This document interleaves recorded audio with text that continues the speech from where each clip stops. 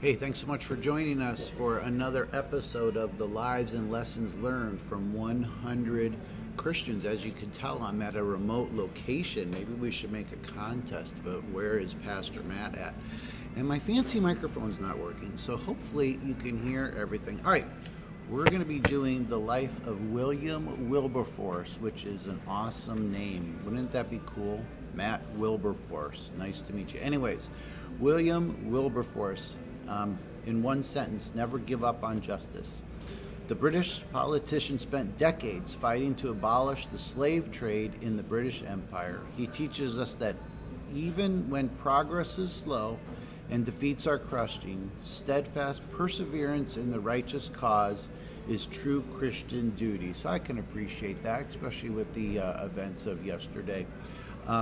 We need to keep pressing in and being salt and light. All right, William Wilberforce, 1759 through 1833, was a prominent British politician, social reformer, and evangelical Christian known for his pivotal role in the movement to abolish the transatlantic slave trade.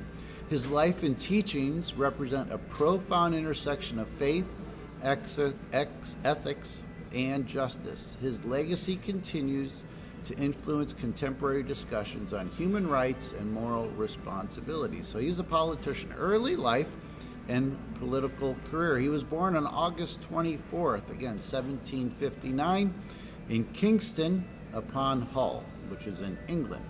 Wilberforce came from a prosperous family and received a solid education, first at St. John's College in Cambridge.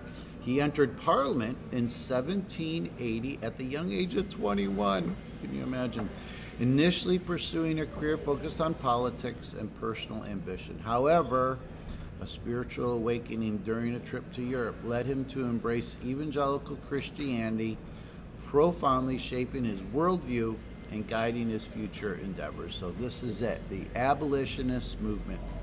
Wilberforce is most famously associated with the abolition, the elimination of the slave trade in the British Empire. His Christian beliefs compelled him to advocate for the dignity and rights of all human beings, particularly those who were oppressed.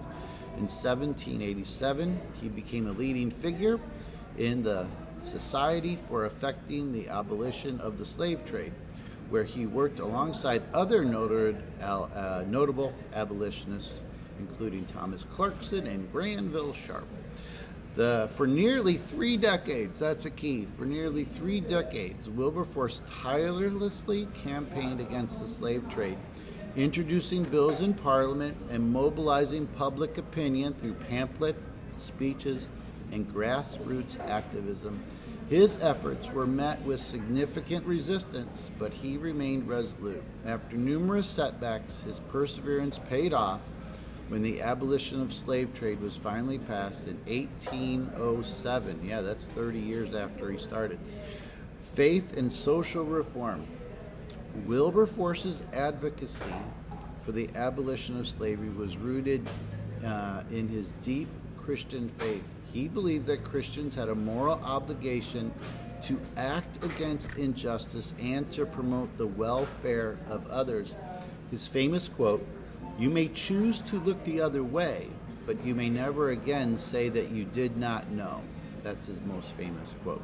You may choose to look the other way, but you may never say that you did not know. Encapsulates his belief in the importance of awareness and action in the face of moral wrongs.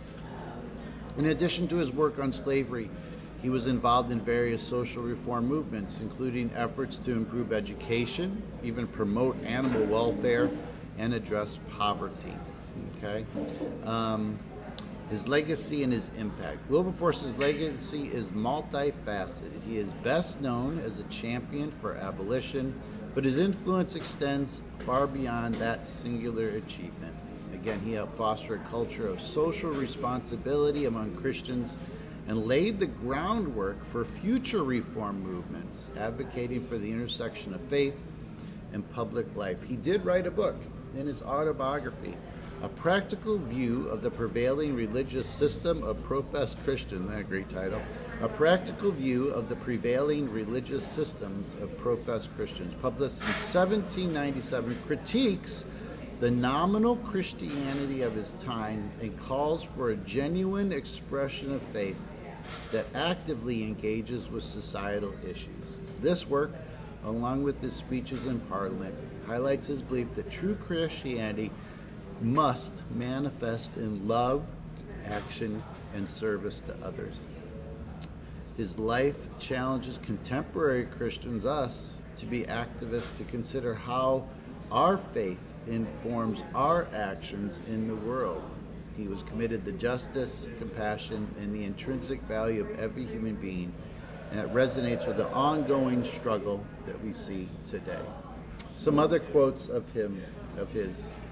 I am disturbed when I see the majority of so-called Christians having such little understanding of the real nature of the faith they profess. Pretty profound. Rewind and listen to that again. Life as we know it, with all its ups and downs, will soon be over. That's kind of an interesting perspective on things. And it makes no sense to take the name of Christian and not cling to Christ. Jesus is not some magic charm to wear like a piece of jewelry we think will give us good luck. He is the Lord. His name is to be written on our hearts in such a powerful way that it creates within us a profound experience of his peace and a heart that is filled with his praise. So in conclusion, the last things, William Wilberforce's life and teaching exemplify the profound impact that one individual can have on society through unwavering commitment to faith and justice.